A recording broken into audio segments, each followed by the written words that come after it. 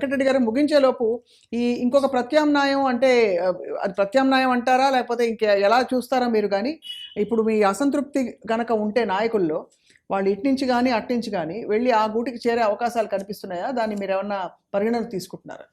ఒకటైతే స్పష్టం, షర్మిల గారు కాంగ్రెస్ పార్టీలో ఉంటారా? కిరణ్ కుమార్ రెడ్డి ఉంటాడా? ఇంకొకళ్ళు ఉంటారా? ఎవరున్నా మాకు కాంగ్రెస్ పార్టీ ప్రత్యర్థి. బీజేపీలో సోమవీర్రాజు ఉంటాడా? పురంధేశ్వర్ ఉంటుందా? లేదంటే రేపొద్దున ఇంకొకళ్ళు ఎవరన్నా అధ్యక్ష పదవి తీసుకుంటారు? ఎవరున్నా మాకు బీజేపీ వ్యతిరేకం. తెలుగుదేశం పార్టీలో చంద్రబాబు ఉంటాడా? చంద్రబాబు తర్వాత లోకేష్ అవుతాడా? లేదా బాలకృష్ణ తీసుకుంటాడా? లేదు ఇంకేదన్నా ఉండి జూనియర్ ఎన్టీఆర్ తీసుకున్నా మాకు తెలుగుదేశం వ్యతిరేకం. అంతే. ఇది మా క్లియర్ స్టాండ్. అంటే మీ పార్టీల పరంగా పార్టీ పరంగా మాకు పార్టీ అనేది వ్యతిరేక స్టాండ్. దాంట్లో ఒకళ్ళు వస్తారు, ఇంకోళ్ళు పోతారు, మళ్ళీ ఇంకోళ్ళు జాయిన్ అవ్వచ్చు, మళ్ళీ వీళ్ళు ఇంకో పార్టీలోకి వెళ్ళొచ్చు. ఆ పార్టీలో ఎవరు వస్తారో ఎవరు పోతారు అనేది మాకు సంబంధం లేనటువంటి విషయం. ఒకటైతే స్పష్టం, షర్మిల గారిని రాంగ్ ట్రాక్ లోకి తీసుకొని వెళ్ళి ఏదో ఇక్కడ చేయాలి, జగన్మోహన్ రెడ్డి గారి కుటుంబంలో ఏదో చీలిక వచ్చింది, తల్లిని వదిలేశాడు, చెల్లిని వదిలేశాడు, ఏ విధమైతే ప్రచారం చేశారో ఆ ఛానల్లో. ఎవరికి రాంగ్ అంటారు? ఇది ఎవరికి? షర్మిల గారిని రాంగ్ ట్రాక్ లోకి తీసుకొని వెళ్ళి అంతే కదా. ఇప్పుడు రాంగ్ ట్రాక్ లో తీసుకెళ్ళడం వల్ల వైఎస్ఆర్ తెలంగాణ పార్టీ పెట్టించారు. పెట్టిన తర్వాత ఏమైంది? ఆ పార్టీ పెట్టగానే ఏ ఛానల్కి ముందెళ్ళి ఇంటర్వ్యూ ఇచ్చింది? ఆ రెండు పత్రికలు మనకు వ్యతిరేకం అని చెప్పి ఏదైతే రాజశేఖర రెడ్డి గారు సాక్షాత్తు అసెంబ్లీ సాక్షిగా చెప్పారో, వైఎస్ఆర్ అభిమానులందరూ నిత్యం అసహించుకునేటటువంటి ఆంధ్రజ్యోతితో ఆ ఛానల్లోకి వెళ్ళి ఆమె ఇంటర్వ్యూలు ఇచ్చినప్పుడు నిజమైనటువంటి వైఎస్ఆర్ అభిమానులందరూ కూడా ఏంటి షర్మిల గారు ఎట్లా చేశారు, అసలు ఆంధ్రజ్యోతికి వెళ్ళి ఇంటర్వ్యూ ఇవ్వటం ఏంది, ఆ రాధాకృష్ణ ముందు కూర్చొని ఏం ఇంటర్వ్యూ ఇవ్వటం ఏంది, something is going on.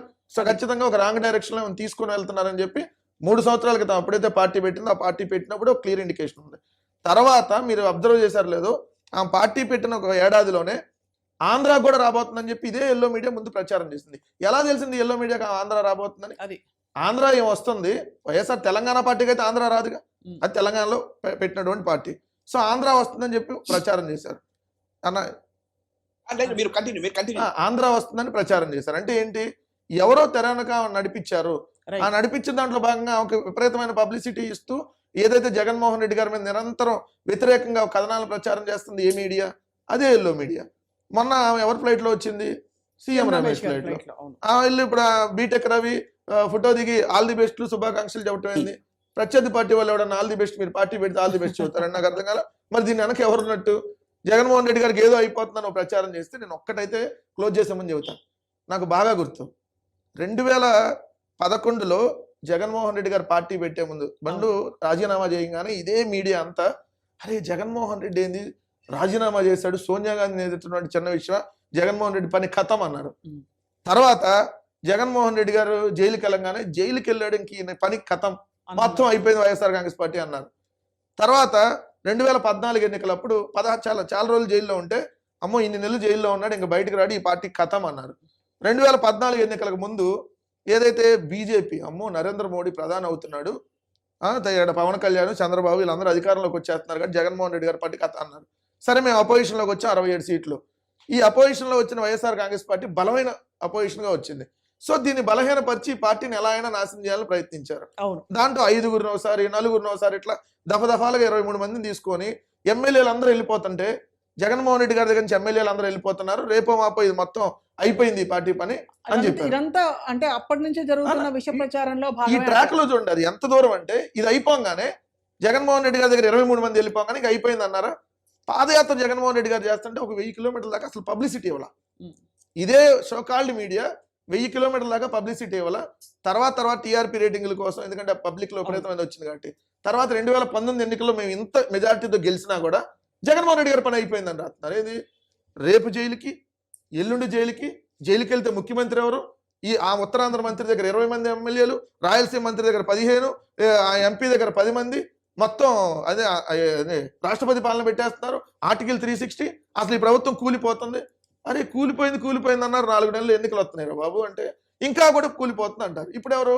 Prashanth Kishore వెళ్ళిపోయాడంట, మా పార్టీ పని అయిపోయిందండి. ఏది? మేము డబ్బులు ఇచ్చి కన్సల్టెంట్ గా పెట్టుకున్నాను, ఇంకోళ్ళు డబ్బులు ఇస్తే వాళ్ళ దగ్గర పోతే మా పని అయిపోయినట్ట. మా దగ్గర 4 ఎమ్మెల్యేలు మేము సీట్ లేదంటే మా పని అయిపోయినట్ట. లేదు మా దగ్గర లేదు మేడం.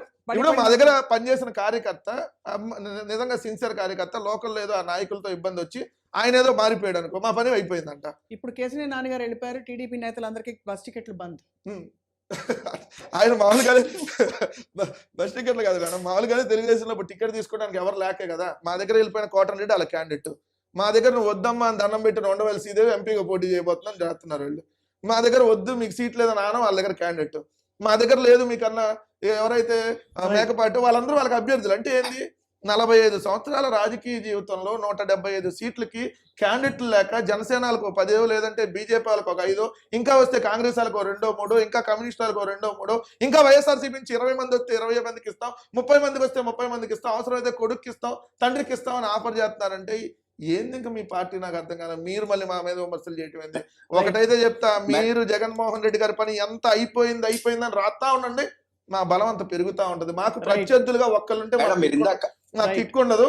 ప్రత్యర్థులు 10 మంది ఉంటేనే మా బలం ఏంటో మేము చూపించడానికి అవకాశం ఉంటుంది. అందరూ కట్టగట్టుకొని గుంపుగా లైన్ గా నిలబడరండి. ఒకటి ముందు నుంచి, ఒకటి వెనక నుంచి, ఒకటి దొంగతనంగా మేము వాళ్ళతో కలిసిలేము అని రాత్రిపూట కలిసి ఉండి పగలు విడిపోయినట్టుగా ఎట్లొద్దు, ఓపెన్ గా కలిసి రండి.